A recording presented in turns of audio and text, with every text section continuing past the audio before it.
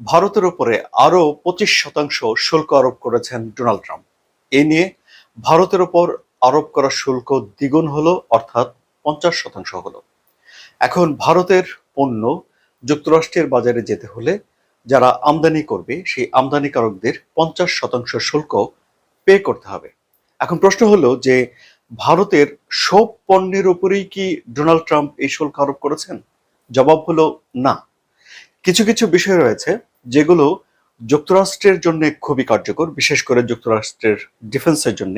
এই যেমন ধরুন সেমিকন্ডাক্টর, ইলেকট্রনিক বিষয়, এসব বিষয়ের উপরে উচ্চ শুল্ক ডোনাল্ড ট্রাম্প আরোপ করেননি। কিন্তু অন্যান্য যেসব রপ্তানি পণ্য রয়েছে, যেগুলো রপ্তানি করে ভারত লাভবান হতে পারে, তার উপরে এই অতিরিক্ত শুল্ক আরোপ করা হয়েছে।